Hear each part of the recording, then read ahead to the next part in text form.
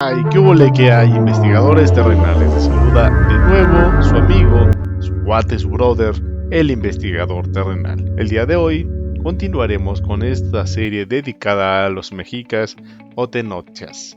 Hablaremos sobre la falsedad, sobre el falso testimonio de que aquí, en el antiguo Tenochtitlán, en el Anáhuac o en sus alrededores, donde había culturas igual de grandes que la Tenocha, sobre esa gran mentira, los sacrificios. Incluso han llegado a decir que se sacrificaban de 10,000 a 50,000 personas por año, lo cual hubiera acabado o mermado gravemente la población. Pues iniciamos, mis investigadores terrenales, pero antes les recuerdo que se suscriban a su canal, es una gran recomendación. Suscríbanse, compartan los videos, difundan esta información verídica. Por sentido común, debemos dejar de creer esas barbaridades que vinieron a inventarse los de Castilla para justificar la matanza, el robo, el saqueo y las violaciones. Comenzamos, investigadores terrenales. Hoy en día se da por hecho que los mexicas practicaban lo que ha sido denominado como sacrificios humanos,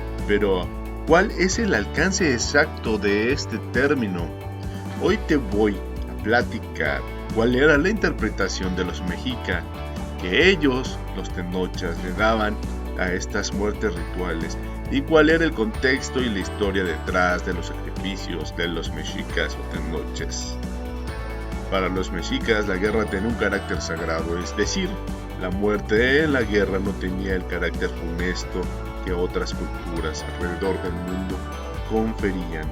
De hecho, consideraban como un honor, el honor más alto, morir en el campo de batalla. Haré una cita de los cantares mexicanos extraídos por Bernardino de Sahagún.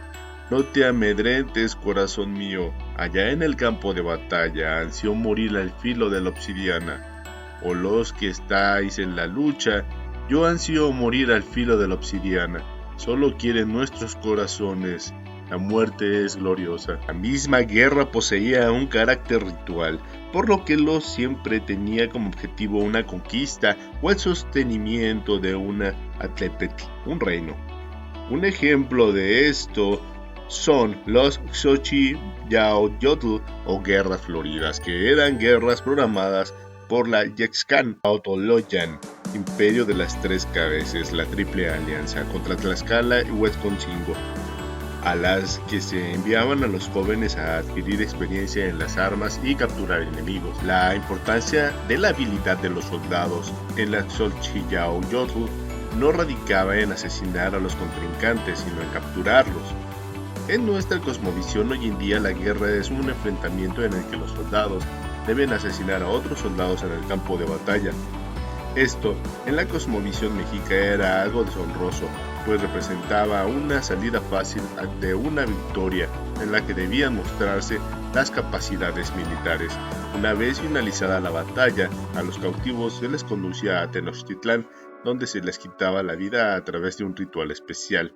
La justificación de estas muertes era precisamente la guerra, es decir, la misma razón por la que morían los soldados de todas las culturas antiguas y por la que mueren miles de soldados hoy en nuestros días. ¿Cuál es la diferencia entre la muerte en el campo de batalla o en un altar enemigo y un homicidio? En algunas culturas, incluida la nuestra, el asesinato se castiga con sanciones de diversa índole. Este tipo de asesinatos prohibidos es lo que la arqueología llama asesinato socialmente sancionado. Por otro lado, se encuentran los asesinatos socialmente permitidos, como son la pena capital y la eutanasia, en los cuales no implica un culpable. En la sociedad mexica, por ejemplo, casi todas las violaciones a la moral y a las buenas costumbres se castigaban con la muerte. Como muestra de ello, las leyes que se implementaron en Yexcan Tlaotoloyan, autoridad de Nezahualcóyotl. Hago cita: que si alguna persona forzase a algún muchacho o lo vendiese por esclavo, fuese ahorcado. Que si alguna persona, aunque fuese principal, tomase de su autoridad alguna tierra, como fuese grande, y el dueño fuese a quejar, averiguádose, será así, lo ahorcasen por ello. Que si averiguase que alguno de los sacerdotes se emborrachase, muriese por ello. Los jueces, a quienes se averiguase haber admitido cohechos, muriesen degollados. Al hijo levantase la mano contra su padre o madre y de algún modo les injuriase, pena de muerte y exheredado para que sus hijos, si los tuviesen, no pudiesen suceder en los bienes de los abuelos. Terminó cita de la historia de la nación chichimeca por Fernando de Alba Ixtixochitl. Pero la excusa más común para asesinar gente sin recibir una sanción es la guerra, tanto en nuestros tiempos como en los tiempos de los tenochas. Ellos justificaron estas muertes rituales precisamente en el contexto de la guerra, y no como un simple sacrificio humano, como lo hacen ver el día de hoy. Incluso la idea de nosotros manejamos respecto a la práctica de los sacrificios humanos de los mexicas era un concepto desconocido por ellos mismos, y el término llegó a nosotros por la interpretación de los frailes, es decir, para los mexicas eran muertes de guerra dedicadas a sus deidades, lo mismo que las muertes ocasionadas en las guerras europeas que se justificaban en el nombre de Dios. En lo referente a estos asesinatos, absolutamente todas las sociedades justifican la guerra, involucrando a algún dios o alguna virtud legada por este a la humanidad. Los españoles, sin ir más lejos, dijeron que la guerra contra los mexicas o tenochas era para instaurar la fe en su dios, y los mexicas a su vez justificaban sus guerras en honor a Huitzilopochtli. Ahora bien, esta pregunta es interesante. ¿Por qué la historia ha retratado a los mexicas como sanguinarios? Ahí está la respuesta. Esta tiene su motivación en la justificación que necesitaban los de Castilla para invadir las tierras del actual territorio Anahuaca sin recibir sanción alguna, es decir, para que las muertes ocasionadas por ellos fueran consideradas asesinatos socialmente permitidos, algo así como un daño colateral necesario. Si comparamos el número de muertes ocasionadas por los europeos en su historia medieval, este es definitivamente mayor al número de muertes ocasionadas por los tenochas en sus sacrificios rituales. Y ahí es donde cabe otra pregunta. Entonces, ¿por qué vemos a los mexicas como sanguinarios? Aquí va la respuesta. El juicio parece provenir del hecho de que los tenochas no asesinaban a sus enemigos en el campo de batalla, sino que retardaban su ejecución, que además no ocurría en manos de los soldados, sino de sacerdotes, en el Huey o Teocalli, Templo Mayor. Esto, insisto, a pesar de que el número de muertos debió ser muy escaso en comparación con las muertes que sucedieron en los campos de batalla de una guerra europea.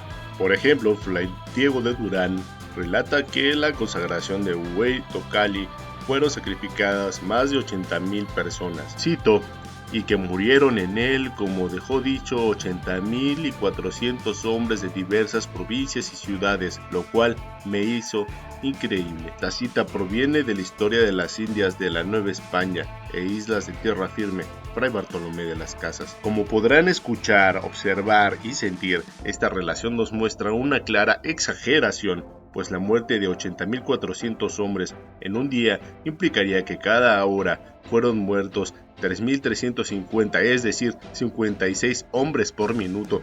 Qué rapidez y qué tecnología tenían los tenochas entonces para hacer esos sacrificios tan sanguinarios, ¿no creen? Partían, abrían el pecho y el tórax de los hombres para sacar el corazón en cuestión de segundos. Aunque lo anterior fuera cierto, aún el número de muertes es mucho menor a las muertes ocasionadas, por ejemplo, en las guerras de las cruzadas, en las que el saldo total se ha estimado en más de 20 millones de víctimas del año de 1095 al año 1492. Otro ejemplo de un verdadero número elevado de derramamiento de sangre es el saldo total de la batalla de Stalingrado entre la Unión Soviética y la Alemania nazi, el 2 de junio de 1942 a febrero de 1943, que provocó la muerte de entre 3 y 4 millones de personas. Sin embargo, estas guerras no figuran en las consideraciones de aquellos que buscan desprestigiar la cosmovisión tenocha o mexica, aludiendo que los supuestos sacrificios son un acto de salvajismo, pues los mexicas no asesinaban por recursos en guerras como las Xochiyaoyotl, por lo cual se genera la siguiente pregunta: ¿y por qué peleaban entonces los soldados tenochas si no era por recursos? He aquí la respuesta. Como en toda sociedad, la realización correcta de un trabajo hace merecedor a cualquiera de un ascenso o de alguna recompensa por ello.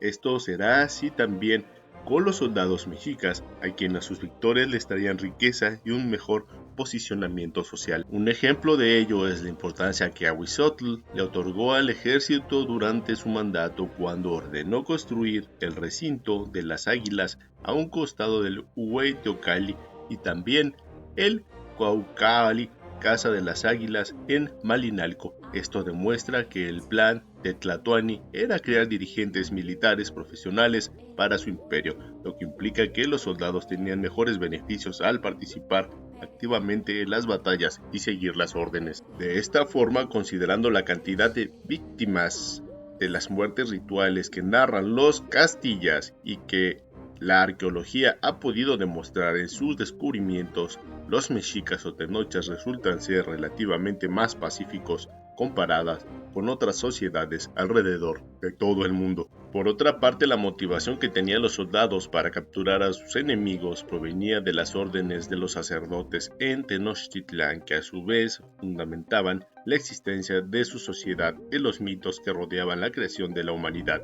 En específico, se referían al mito de los soles, según el cual relata el Códice Borgia: el sol que fue creado para nuestra existencia requería de sangre para su movimiento cotidiano por la bóveda celeste, por lo que los dioses creadores se arrojaron a la hoguera divina en ofrenda a este nuevo sol. De ahí en adelante la humanidad debía asimismo ofrendarle su sangre continuamente. Muy bien, investigadores terrenales, espero que continúen hasta aquí para que sepamos todos la verdad o acercarnos un poco más a la verdad y no seguir creyendo esas leyendas negras que inventaron los de Castilla para poder invadir, destruir, apropiarse y violar todo el territorio, hombres y mujeres de estas tierras.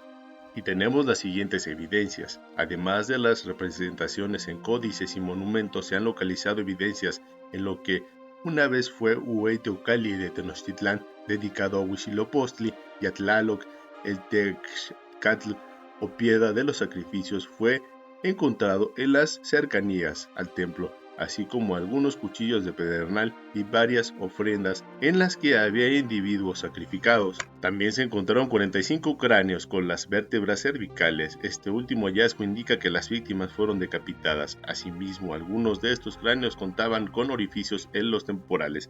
Señalan que habían formado parte de alguna ocasión del Tzompantli. Formula la siguiente pregunta: ¿por qué la necesidad de ofrendar al enemigo en lugar de asesinarlo en el campo de batalla? Las ofrendas rituales de enemigos impregna el pensamiento mexica después de sus leyendas fundadoras. Durante la creación del mundo, por ejemplo, cuando Quetzalcóatl y Tezcatlipoca se enfrentaron a Xpantli, Tezcatlipoca sacrificó su pie para atraer al monstruo, que a su vez quería devorar a los dioses para satisfacerse. Esto indica que después de la batalla en sí, ganara quien ganara, alguien debía ser sacrificado. De igual forma, como se menciona líneas arriba, el nacimiento del sol y de la luna demuestran la necesidad de un sacrificio, pues Nanahuatzin y Tecuztecatl se autoinmolan en la hoguera divina para resurgir como los astros después de una dolorosa transformación. Luego el sol se rehúsa a transitar por el cielo a menos de que los demás dioses se quiten la vida. Un texto cronista Cristóbal del Castillo relata que el dios Tetzcoatl pactó con el líder mexica Huixtli, que después fue divinizado y convertido en Huitzilopochtli, pactó que los conduciría a la riqueza. Bajo una serie de condiciones se explica la conducta bélica de los tenochas. Cito: aquello que recibiréis en vuestro interior será la calidad de las águilas, la calidad de los ocelotes, el agua divina y la hoguera, la flecha y la rodela. De eso iréis viendo, de eso obtendréis lo necesario, pues iréis provocando mucho espanto, y el pago de vuestros pechos y de vuestros corazones será que iréis conquistando, iréis atacando y arrasando a todos los más iguales, los pobladores que ya están allá, en todos los lugares por donde te paréis. Ya vuestros prisioneros de guerra, a los que haréis cautivos, les abriréis el pecho sobre la piedra de sacrificio con el pedernal de un cuchillo de obsidiana, y haréis ofrenda de sus corazones hacia el Olin Tonatiuh, el sol. movimiento, cuando se prenda, se muestre su resplandor en el cielo al salir por el sur. Entonces lo iréis a encontrar y hacia él elevaréis la ofrenda de sus corazones y la de la sangre, y cuando así lo hayáis hecho, enseguida lo haréis para mí y después para Tlaloc y para los dioses, mis amigos, que ya conocéis. Cita obtenida de historia de la venida de los mexicanos y otros pueblos por Cristóbal del Castillo. Para los mexicas este acto de sacrificio representa en sí un intercambio de favores, pues por una parte los humanos aportan la sangre que los dioses requieren y ellos a cambio le dan a los mexicas un sol y un mundo fértil en el cual vivir, además de la potestad para conquistar y poseer riqueza, por lo que este ciclo interminable es la cosmovisión mexica. Así que, como puedes apreciar, este asunto de los sacrificios humanos de los mexicas es más complejo que una muerte en un altar enemigo. Se trata de una forma de guerra y una forma de agradecimiento a sus deidades, y no es menos ni más sanguinaria que las utilizadas en otras guerras alrededor de todo el mundo, tanto en el pasado como en el presente. Y pues bien, mis estimados, mis queridos investigadores terrenales, les invito nuevamente a que se suscriban a su canal para hacer más grande esta comunidad, así poderles traer más y mejores videos con este tipo de información que nos abrirá los ojos y de cualquier índole. Recuerden, ustedes pueden mencionarme en la cajita de comentarios qué tema les agradaría que les tocara en su canal, El Investigador Terrenal. Y ahora me queda agradecer de dónde obtuve esta gran información, ni más ni menos que obtuvimos esta gran información de la página de Hijos del Maíz, que es un proyecto dedicado a llevar a México por el mundo a través de las más hermosas muestras de arte, por lo cual su amigo y su brother, el investigador terrenal, les agradece que hayan compartido esta información para que podamos difundirla por todos los canales que sea posible para acabar con estas leyendas negativas. Y sin más por el momento, mis investigadores terrenales, se despide de ustedes su amigo, su cuate, su brother, el investigador terrenal. Hasta pronto.